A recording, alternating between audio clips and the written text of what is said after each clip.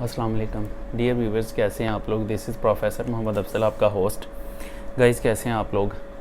Guys इससे पहले तो हमारी केमिस्ट्री की प्रिपरेशन चल रही थी, तो मैंने भी उतना ही काम किया ऑलमोस्ट जितना आप लोगों ने काम किया है, और काफ़ी थकावट भी हो गई मुझे। अभी रात के 12 बजने वाले हैं, तो लेकिन मुझे लगा कि कुछ ज़रूरी बातें हैं जो आपके साथ शेयर कर देनी चाहिए, चाहे शायद आपको इसका कोई फ़ायदा हो जाए। तो गाइज़ बाकी ये है कि जो पहली दफ़ा देख रहे हैं सब्सक्राइब करें, बेल आइकन प्रेस करें, ऑल नोटिफिकेशंस पे क्लिक कर दें, और इसका लिंक जो है डिफरेंट ग्रुप्स में शेयर करें डिफरेंट सिटीज़ में। गाइस हम टू दी पॉइंट अपनी बात की तरफ आते हैं। जैसा कि इसका मैंने थंबनेल लगाया है कि अक्सर स्टूडेंट्स जो होते हैं उनकी प्रिपरेशन तो ठीक हो जाती है, लेकिन पेपर में वो कंफ्यूज हो जाते हैं, जिसकी वजह से उनका पेपर अच्छा नहीं होता। तो गाइज़ अब एक बात जहन में रखें, जो होना है वो होना है। आपने पेपर में अपना कॉन्फिडेंस लेवल कैसे बढ़ा के रखना है ये मैं बताता हूँ। 4-5 मिनट जितनी देर की भी ये वीडियो बनती है, इसमें काइंडली आप ये सारी बातें गौर से सुनिएगा। देखें, कॉन्फिडेंट होकर पेपर एग्जामिनेशन हॉल में जाना है आपने। सबसे पहले आपने जितनी भी प्रिपरेशन कर ली है, अल्लाह का नाम लें, अपनी नींद पूरी करें। कम से कम 5 घंटे आपकी नींद पूरी होनी चाहिए। अगर आपकी नींद पूरी नहीं है तो पेपर में आपका ब्रेन जो है वो शार्पली काम नहीं करेगा, और आपको आती हुई चीज़ें भी बार बार भूलेंगी। एटलीस्ट कोई 5 घंटे की नींद आपने लेनी है। सुबह जल्दी उठें, उसके बाद आप सुबह अल्लाह का नाम लें, फजर पढ़ें, और जो ज़रूरी आप समझते हैं, जो आयात वगैरह जो आपने पढ़नी है थोड़ी बहुत, वो पढ़ें। उसके बाद गाइज़ चंद एक इम्पोर्टेंट क्वेश्चंस पे नज़र डालें, और बहुत ज़्यादा नाश्ता नहीं करना आपने, लाइट सा नाश्ता करें। और जिन बच्चों का सेकंड टाइम है वो भी दोपहर का जो खाना है वो थोड़ा खाएं। थोड़ा सा खाना, बिल्कुल खाली पेट आप ना जाइएगा एग्ज़ाम में, लेकिन थोड़ा सा हल्का सा कुछ खा के जाएं ताकि आपके 3 घंटे गुजर जाएं। बहुत ज़्यादा नहीं खाना, उससे सुस्ती आएगी और नींद आएगी, चाहे आपका पेपर मॉर्निंग में है या सेकेंड टाइम है। अच्छा गाइज़, उसके बाद ये है कि एक नॉर्मल सा मील लें, खाना लें। उसके बाद आप अपनी सारी चीज़ें चेक करें और आप एग्जामिनेशन सेंटर में चले जाएं। सबसे पहले देख लें रोल नंबर स्लिप है। इनफैक्ट आप सारी चीज़ें एक ही जगह पे रखते जाएं। ज्योमेट्री बॉक्स है, उसके अंदर सारी चीज़ें रख लें, और सारी चीज़ें एक दफ़ा पैक करके एक जगह पे रख लें, और उसके बाद वहाँ से वो चीज़ें उठाएं और एग्जामिनेशन में चले जाएँ। जाते हुए एक काम आपने ज़रूर करना है कि एक जो है फ्रेश जूस, फ्रेश तो नहीं मिलेगा, आप जूस का एक पैकेट ही ले जाइएगा ज़रा ठंडा, वो आपने अपने पास रख लेना है एग्ज़ाम शुरू होने पे, और आपने वो थोड़ा थोड़ा पीते रहना। 15-20 मिनट के बाद कोई 2-3 सिप लगा लिए। इसके पीछे एक लॉजिक ये है कि उसमें कार्बोहाइड्रेट्स होते हैं, तो जो कार्बोहाइड्रेट्स होते हैं वो आपके ब्रेन को फ्रेश रखेंगे। मतलब ब्रेन को सबसे पहले जो एनर्जी मिलती है वो कार्बोहाइड्रेट्स की मिलती है, तो आपका माइंड जो है वो फ्रेश रहेगा एग्ज़ाम के दौरान में। अच्छा गाइज़, अब आ जाते हैं पेपर की तरफ। जब आपके सामने पेपर आता है, अक्सर तो स्टूडेंट्स के हाथ पाँव पेपर देख के फूल जाते हैं। ऐसा हरगिज़ नहीं करना। आपके हाथ पाँव क्यों फूलते हैं? वो इस वजह से फूलते हैं कि आपकी नज़र पहले उन्हीं क्वेश्चंस पे जाती जो आपको नहीं आ रहे होते। ऐसा नहीं करें, जो आपको क्वेश्चंस आते हैं पहले उनको देखें। चलें हम बात कर लेते हैं पेपर की। पहले आपके हाथ में ऑब्जेक्टिव पेपर आता है। गाइस, ऑब्जेक्टिव को करने का एक तरीका होता है, बिल्कुल भी पैनिक ना हो। ऑब्जेक्टिव आपके सामने आता है, आपकी कोशिश होनी चाहिए आप पहली नज़र में पूरा पेपर पढ़ लें, और देखें उसमें MCQs की कैटेगरीज़ होती हैं। आपके पास MCQs 17 MCQs हैं। ये बात वैलिड है सारे साइंसेस के पेपर्स के लिए, फिज़िक्स, केमिस्ट्री, बायो, मैथ और इन सब के लिए। तो गाइस, उसमें कुछ MCQs ऐसे होंगे जब पढ़ते जाएंगे आपको समझ आ जाएगी। फ़र्ज़ करें हमें पहले 2 MCQs पढ़ें, आपको समझ आ गई, आप उन पर निशान लगा लें, आपको सीधे सीधे आते हैं। तीसरा पढ़ते हैं, आपको उसकी समझ नहीं आ रही है, आप उसको स्किप कर दें, उस पर टाइम वेस्ट नहीं करना। चौथा पढ़ें, चौथे की भी फ़र्ज़ कर लें समझ नहीं आई, 5वां पढ़ें, वो आता है। इस तरह आपने 17 के 17 MCQs में से एक दफ़ा गो थ्रू होना है। उसमें से फ़र्ज़ कर लें 7 या 8 MCQs ऐसे हैं जो आपको बिल्कुल आते थे, आपने लगा लिए। आपको ये तो कंफर्म हो गया कि चलें मुझे 7 या 8 MCQs तो बड़े अच्छे आते हैं, ये तो कंफर्म है। फिर उसके बाद गाइज़ आप दोबारा से पेपर पढ़ें, और अब उन MCQs को पढ़ें जो आपको नहीं आ रहे। अब उनमें जो न्यूमेरिकल बेस्ड हैं उनको एक साइड पर कर दें। पहले जो ऐसे MCQs हैं जो आप समझते हैं कि आप उसको थोड़ा गौर से पढ़ेंगे आपको समझ आ जाएगी, तो पहले उन पर स्ट्रेस करें। आप सपोज़ कर ले 2 MCQs आप फिर कर लेते हैं, आपके MCQs तकरीबन 10 हो जाते हैं जो आपके कंफर्म हो चुके हैं, बाकी 7 रह गए। उन 7 में से अगर कोई 2-3 न्यूमेरिकल्स वाले हैं तो उनको भी एंड पे रखें। न्यूमेरिकल बेस्ड MCQs आपने एंड पे करने हैं।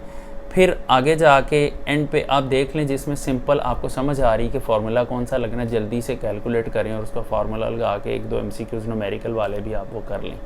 उसके बाद गाइस ऐसे न्यूमेरिकल्स आ जाएंगे जो आपको समझ नहीं आ रहे, वो 3 या 4 होते हैं फॉर एग्जांपल।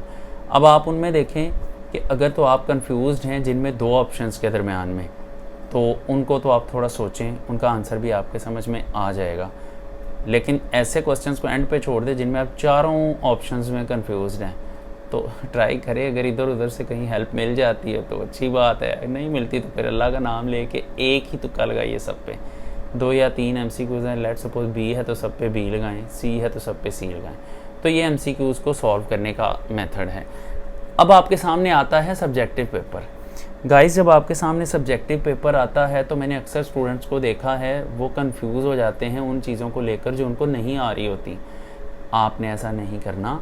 देखें, होता ये है कि अक्सर पेपर होता है, बच्चे को सारे शॉर्ट भी आ रहे होते हैं, लॉन्ग क्वेश्चन के पोर्शन में फ़र्ज़ करें उसके 3 लॉन्ग क्वेश्चन पूरे नहीं हो रहे, उसके 2.5 लॉन्ग क्वेश्चन पूरे हो रहे, और जो आधा नहीं आ रहा उसको लेकर वो अपने जो बाकी का पूरा पेपर होता है उस प्रेशर में गुजार देता है कि मुझे एक क्वेश्चन नहीं आता। Forget about that. आप पहले अपना जितना पेपर आता है उसको तो आप कर लें, फिर आप दूसरे क्वेश्चंस की तरफ जाएं। तो गाइस इसमें आपने करना ये होता है कि आपने सबसे पहले जो क्वेश्चंस आपको आते हैं बस उनको करना स्टार्ट कर दें। ये मत सोचें कि आपको वो नहीं आता, वो नहीं आता, ये नहीं आता, छोड़ें इसको। ऐसी चीज़ें सोचेंगे ये आपका कॉन्फिडेंस लेवल शेक करेंगे। आपका कॉन्फिडेंस लेवल आपने बिल्ड करके रखना है। तो गाइज़ ऐसी सूरत में आपको जस्ट वो क्वेश्चन जो सबसे अच्छा आता बस उसको सॉल्व करना शुरू कर दें, और आपने करना क्या, उसको जितनी जल्दी हो सके करना है। अब इसमें ना 2 तरीके होते हैं। एक तो आप पहले लॉन्ग क्वेश्चंस कर लें। देखें, लॉन्ग क्वेश्चंस वो होते हैं जो आपने बस रट्टे रटाए होते हैं, बस फटाफट करते चले जाना है। और लॉन्ग क्वेश्चंस में आप कोशिश करें ऐसे क्वेश्चंस को पहले अटैम्प्ट करें जिनमें न्यूमेरिकल है। आम थ्योरी का लॉन्ग क्वेश्चन लिखते हुए आपको तकरीबन 15 मिनट लग जाते हैं, लेकिन गाइज अगर आपको न्यूमेरिकल आता है तो न्यूमेरिकल करने में आपको 3 से 5 मिनट लगेंगे और आपके 10 मिनट इधर से सेव हो गए। और अगर केमिस्ट्री के पेपर की बात करें, 2 न्यूमेरिकल्स आने हैं और 10 और 10 20 मिनट आप बचा लेते हैं पेपर में, और वो 20 मिनट आपको बहुत रिलैक्स करेंगे सारे पेपर में। और आपके 3 लॉन्ग क्वेश्चंस पहले करें, उसके बाद आप आ जाएं शॉर्ट क्वेश्चंस की तरफ। शॉर्ट क्वेश्चंस की तरफ आएँ तो उसमें भी आपने ये करना है कि पहले जो शॉर्ट क्वेश्चन सबसे अच्छे आपको आते हैं, लेट्स सपोज क्वेश्चन नंबर 2 है, आपने 12 में से 8 करने, तो पहले वो 8 करें जो आपको बड़े अच्छे आते हैं। और उसके बाद एक्स्ट्रा के लिए चाहे आप पेज आधा पेज छोड़ दें, और आपको कोई ज़रूरत नहीं बड़ा बड़ा करके लिखने की, पेजेस भरने की। आपको मार्क्स पेजेस भरने के नहीं मिलने, आपने जो डाटा अंदर दिया हुआ उसके मार्क्स मिलने हैं। तो आप इस चक्कर में मत रहें कि एंड जो है ना बड़ा खुला खुला करके लिखना, ऐसा ना करें, अपनी स्पेस बचाएं। और आप क्या करें, अगर क्वेश्चन नंबर 2 का शॉर्ट क्वेश्चन का 8 क्वेश्चन आपने कर लिए हैं, बाकी आपको 4 में से 2 चॉइस वाले भी आते हैं, आपने चॉइस की तरफ अभी नहीं जाना। उसके लिए आप 1 पेज या आधा पेज अंदाज़ा लगा लें आप कितना उसमें लिख सकते हैं, उतनी स्पेस छोड़ें। क्वेश्चन नंबर 3 पे जाएं, उसमें भी आपने 12 में से 8 करने हैं। तो गाइस 12 में से 8 करने हैं, तो अब आप क्या करें, पहले 8 क्वेश्चन करें। अगर आपको 10 आते हैं तो आप 8 करें। 8 करके फिर आप देखें कि अगर आपने 2 एक्स्ट्रा करने तो उसके लिए भी जगह छोड़ें, 1 पेज छोड़ दें उसके लिए।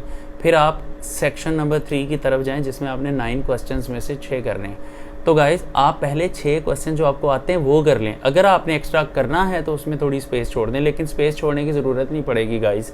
देखें ना, लॉन्ग क्वेश्चन आप पहले कर चुके हुए हैं, शॉर्ट क्वेश्चन जो है वो जैसे जैसे करते जाएंगे, अब आपको पता है कि आपका पेपर कंप्लीशन की तरफ जा रहा है। और आपने पहले 8 शॉर्ट क्वेश्चन कर लिए, दूसरे 8 शॉर्ट क्वेश्चन कर लिए, अब जब तीसरे पोर्शन में 6 करने हैं तो वो तो जैसे जैसे करते जाएंगे आप कॉन्फिडेंट होते जाएंगे कि आपका पेपर कंप्लीट होता चला जा रहा है। तो इससे एक कॉन्फिडेंस लेवल बूस्ट होता है अगर शुरू में हम न्यूमेरिकल्स करके लॉन्ग क्वेश्चंस करके अपना टाइम सेव कर लें। अब कुछ बच्चे समझते हैं कि उनको पहले लॉन्ग क्वेश्चन करेंगे तो उनके लिए सूटेबल नहीं रहेगा, या एग्जामिनर जो है वो बुरा मनाएगा। ऐसा कुछ भी नहीं होता। आपने जिस तरतीब से जो लिखा है एग्जामिनर ने वो सारा चेक करना है। बस एक काम ज़रूर करिएगा, शॉर्ट क्वेश्चन फिर लॉन्ग क्वेश्चन फिर शॉर्ट क्वेश्चन फिर लॉन्ग क्वेश्चन, ऐसा नहीं करना। अगर आप लॉन्ग क्वेश्चंस कर रहे हैं तो फिर आपने लॉन्ग क्वेश्चंस ही करने हैं। अगर आप शॉर्ट क्वेश्चंस कर रहे हैं देन आपने शॉर्ट क्वेश्चन ही करने हैं। मिक्स नहीं करना, इसमें नंबर कट जाते हैं, एग्जामिनर समटाइम क्रॉस भी कर देता है। तो गाइस अब उसके बाद जब आपने क्वेश्चंस अटैम्प्ट करने हैं तो हर क्वेश्चन के कीवर्ड्स जो हैं या तो आपने अंडरलाइन करने हैं या फिर आपने मार्कर से लिखने हैं, ताकि एग्जामिनर को पता चल जाए, पूरा पेज देखते उसको समझ आ जाए कि इस बच्चे को क्वेश्चन आता था। ये ना हो कि जब आप A to Z सारा लाइंस में लिखते चले जा रहे हैं, कोई हेडिंग नहीं दे रहे, तो ऐसे में एग्जामिनर जो तो उसको पूरा पढ़ना पड़ता है, तो वो समटाइम्स नंबर काट भी लेता है। तो एक तो ये तरीका है। दूसरा तरीका ट्रेडिशनल है गाइस, आप पहले शॉर्ट क्वेश्चंस कर लें, तो लेकिन मैं इसको सजेस्ट नहीं करता होता, आप करना चाहते हैं तो कर लें। पहले शॉर्ट करने हैं तो फिर आप स्ट्रेटजी यही रखेंगे, आप पहले क्वेश्चन नंबर 2 में से 8 शॉर्ट क्वेश्चन करने, तो आप क्या करेंगे, पहले 8 शॉर्ट क्वेश्चन कर लेंगे। जो एक्स्ट्रा हैं उनके लिए अगर आप समझते हैं कि आपने उसमें से करना है तो उसके लिए एक्स्ट्रा जगह छोड़ दें एक पेज। अगर समझते हैं नहीं करना तो उसके लिए जगह भी ना छोड़ें। फिर क्वेश्चन नंबर 3 है, उसमें भी यही रूल अप्लाई करें, अगर एक्स्ट्रा करना है तो जगह छोड़ें, नहीं करना तो ना छोड़ें, लेकिन पहले 8 ही करने। तीसरे पोर्शन में जाएं, पहले 6 क्वेश्चंस करें। 7वां अगर आपने करना है तो उसके लिए जगह छोड़ें, नहीं करना तो आप उसके लिए जगह नहीं छोड़ें। एंड गाइस देन आप मूव कर जाएं लॉन्ग क्वेश्चंस की तरफ, और पहले लॉन्ग क्वेश्चंस को कर लें, 3 लॉन्ग क्वेश्चंस कर लें, और उसके बाद आप देखें आपके पास, और कोशिश करें न्यूमेरिकल्स वाले करें, और फिर आप देखें कि अगर आपके पास टाइम बचता है तो आप एक्स्ट्रा शॉर्ट क्वेश्चंस कर लें, और अगर टाइम नहीं बचा तो फिर तो ज़ाहिरी बात है, फिर सिर्फ ये करें कि अपने पेपर को एक दफ़ा अच्छी तरह से देख लें, कहीं कोई मिस्टेक तो नहीं आपने कर दी। तो गाइज़ ये हैं मेन प्रोमिनेंट बातें। और देखें जो क्वेश्चंस आपको आते हैं उनको बस करना शुरू कर देंगे ना, तो एंड पे अक्सर ऐसा होता है कि जो क्वेश्चन नहीं आ रहा होता उसका कोई ना कोई क्लू मिल जाता है, क्वेश्चन पेपर के अंदर से ही कहीं ना कहीं क्लू मिल जाता है, उसके रेलिवेंट कोई शॉर्ट क्वेश्चन आपने किया होता है, कोई दूसरे लॉन्ग क्वेश्चन के अंदर उसका हिंट आ जाता है, तो चीज़ माइंड क्लिक कर जाता है, या समटाइम्स इधर उधर किसी के पेपर पे नज़र पड़ जाती है, तो बड़ा कुछ हो जाता है। आपको कोई अगर एक आधा क्वेश्चन नहीं आता तो उसको देख के पैनिक नहीं करना, आपने उसको कवर अप करना है। बाकी गाइस मेहनत आप लोगों ने भी की है, आप लोगों के लिए मेहनत मैंने भी की है, मैं डिफरेंट प्रोफेसर से भी मिलता रहा हूँ, उनकी राय लेता रहा हूँ, फिर गेस्ट बनाता रहा हूँ शॉर्ट क्वेश्चंस के, लॉन्ग क्वेश्चंस के, चैप्टर वाइज, फिर उसके बाद MCQs अपलोड किए वगैरह वगैरह। खैर काफ़ी मैंने भी मेहनत की है, और पेयरिंग स्कीम पे भी काफ़ी रिसर्च की। बाकी ये है कि आप लोगों के लिए दुआएं हैं, अल्लाह करे कि जैसा हमने सोचा है वैसा ही हो जाए और इजी पेपर आए। तो गाइस मेरी तरफ से एक दफ़ा आप लोगों के लिए फिर बेस्ट विशेस, अल्लाह आपका हामी और नासिर हो।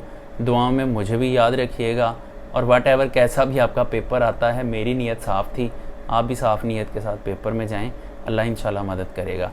थैंक यू वेरी मच बच्चों, अल्लाह हाफ़िज़।